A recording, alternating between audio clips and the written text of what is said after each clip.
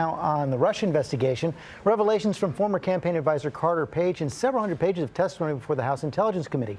He details contacts with Russians on a trip to Moscow and what he told several other campaign officials about those contacts before and after the trip. Our congressional correspondent Mary Bruce is on Capitol Hill with the details. And Mary, this blows apart the Trump campaign denials of any contact with Russians during the campaign.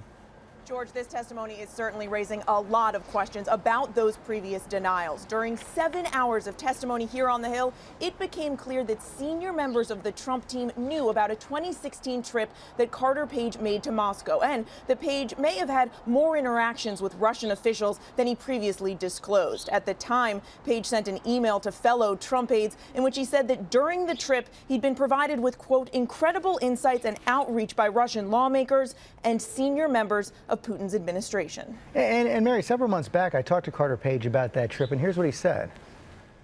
There's also a lot of focus on this trip you took to Russia last July. You met with Russian academics, you've said. You also met with people in the business community. Did you meet with anyone in the Russian government or connected to Russian intelligence?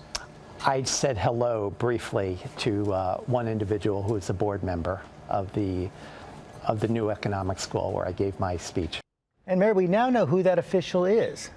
Yeah, George, we now know that the official he was referring to was actually the Russian deputy prime minister. At the time, Page wrote that he, quote, expressed strong support for Mr. Trump and a desire to work together toward devising better solutions in response to a vast range of current international problems. Now, George, Page still insists that this was just a brief interaction and says he learned about the Russian deputy prime minister's views through media coverage and his public remarks. Okay, Mary Bruce, thanks very much.